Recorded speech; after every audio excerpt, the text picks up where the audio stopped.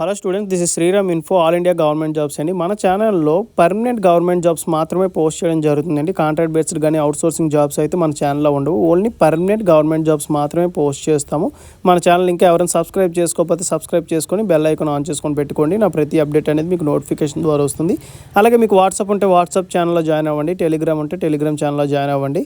Join అయినట్టయితే మీకు exam dates, result dates, previous question papers, job information అనేది మీకు ప్రొవైడ్ చేయడం జరుగుతుంది. ఛానల్లో జాయిన్ అవ్వడానికి డిస్క్రిప్షన్లో నేనైతే లింక్స్ అనేవి ప్రొవైడ్ చేశాను. ఆ లింక్ ద్వారా మీరైతే ఛానల్లో అయితే జాయిన్ అవ్వచ్చు. హలో స్టూడెంట్స్, ఇప్పుడు మనకు వచ్చేసి జీడిఎస్ ఆన్లైన్ అప్లికేషన్ అనేది ఎలా ఫిల్ చేయాలి ఏంటని చెప్పి మీకు క్లియర్గా చెప్తాను. వీడియో స్కిప్ చేయకుండా లాస్ట్ వరకు చూడండి. చాలామంది ఏంటంటే వెబ్సైట్ అవ్వడం లేదని చెప్పేసి అంటున్నారు. మొబైల్ ఫోన్స్లో సర్వర్స్ అనేవి డౌన్గా ఉన్నాయండి, సరిగ్గా అవ్వడం లేదన్నమాట.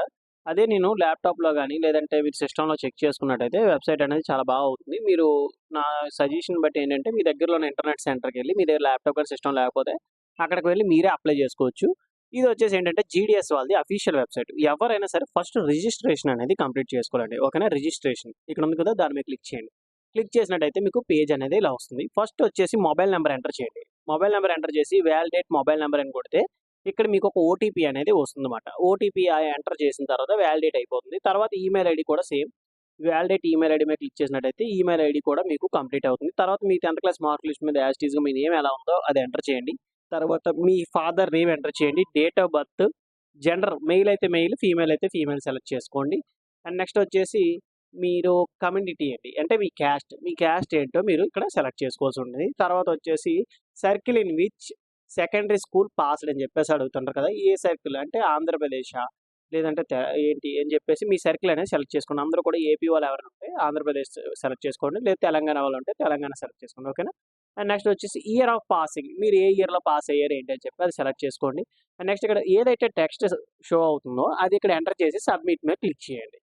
ఫస్ట్ స్టేజ్ రిజిస్ట్రేషన్ కంప్లీట్ అయిన తర్వాత మీకు ఇలా వస్తుందండి, రిజిస్ట్రేషన్ ఫస్ట్ స్టేజ్ సక్సెస్ఫుల్ అని చెప్పేసి. ఓకే మీరు క్లిక్ చేసినట్టయితే మీకు సెకండ్ స్టేజ్ ఓపెన్ అవుతుంది. ఇందులో మీకు ఏంటంటే ఆధార్ కార్డ్ నెంబర్ అనేది ఎంటర్ చేయాలి. ఎవరైతే పీడబ్ల్యూబీడీ క్యాండిడేట్స్ ఎవరైతే ఉంటారో వాళ్ళు ఎస్ అని పెట్టాలి, లేని వాళ్ళు నో అని పెట్టేసేయండి. అండ్ నెక్స్ట్ వచ్చేసి language study in secondary school అని చెప్పేసి ఉంటుంది కదా, ఇందులో వచ్చేసి మీరు ఏ లాంగ్వేజ్ సెలెక్ట్ చేసుకున్నారో అంటే ఏ లాంగ్వేజ్ స్టడీ చేశారో ఇది సెలెక్ట్ చేసుకోవాలి. ఇప్పుడు 10th నార్మల్గా మనం చూసుకున్నట్టయితే ఇంగ్లీష్ ఉంటుంది. తర్వాత వచ్చేసి హిందీ సెలెక్ట్ చేసుకోండి. తర్వాత ఇంకేమైనా లాంగ్వేజ్ ఉన్నాయని ఒకసారి చెక్ చేసుకోండి. సాంస్క్రిట్ చదివిన సాంస్క్రిట్ టిక్ పెట్టుకోండి. ఓకేనా? అలాగే తెలుగు ఇవి టిక్ పెట్టేసి ఓకే మీద క్లిక్ చేసేసండి. ఓకేనా? ఇక్కడ మనకి ఇవి అపియర్ అవుతాయి. ఏ మీరు లాంగ్వేజ్ సెలెక్ట్ చేసుకున్నారో ఆ లాంగ్వేజ్ అన్ని సెలెక్ట్ చేసుకుని ఇక్కడ మీకు అపియర్ అవుతాయి. తర్వాత వెదర్ ఎంప్లాయిడా కాదు అడుగుతుంటారు. మీరు ఎంప్లాయ్ అయితే ఎస్ అని అవ్వండి, లేకపోతే నో అని పెట్టేసేసేయండి. ఎస్ అని పెట్టిన వాళ్ళు ఏంటంటే NOC certificate అడుగుతారన్నమాట.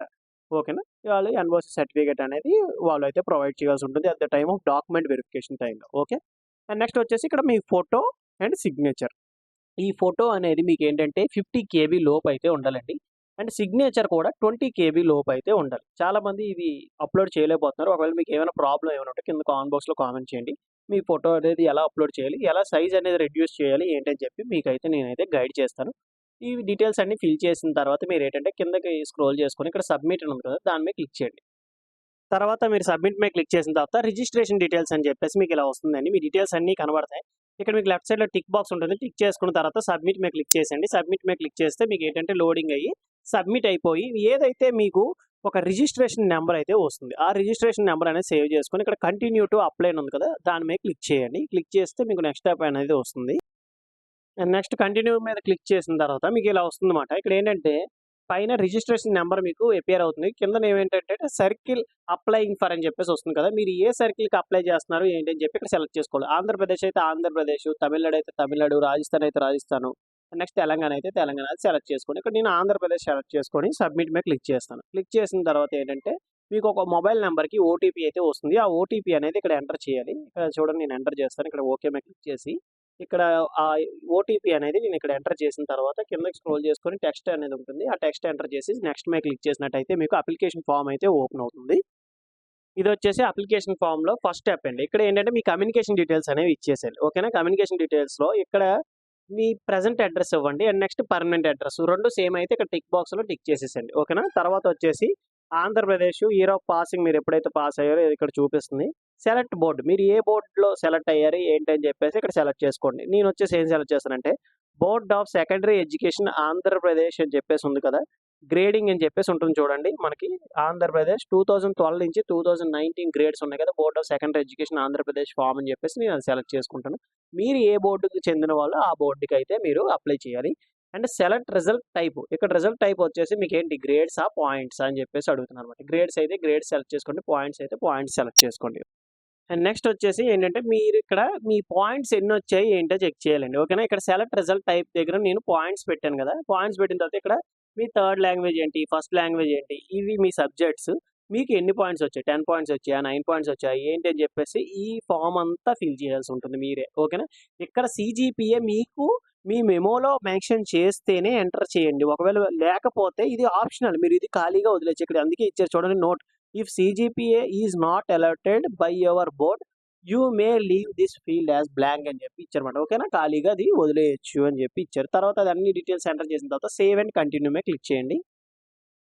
Save and continue మీద క్లిక్ చేసిన తర్వాత నెక్స్ట్ ఏంటంటే మీ ప్రిఫరెన్స్ అనేది సెలెక్ట్ చేసుకోవాల్సి ఉందండి. ఇక్కడ మీరు డిక్లరేషన్ దగ్గర టిక్ చేసిన తర్వాత ఇక్కడ ఆంధ్రప్రదేశ్‌లో ఏ డివిజన్‌కి మీరు అప్లై చేయబోతున్నారు ఏంటి అని చెప్పేసి మీరు సెలెక్ట్ చేసుకోవాలి. విశాఖపట్నమా, విజయవాడ, విజయనగరం, శ్రీకాకుళం డివిజన్ అని చెప్పేసి మీకు డివిజన్స్ అనేవి ఉంటాయి.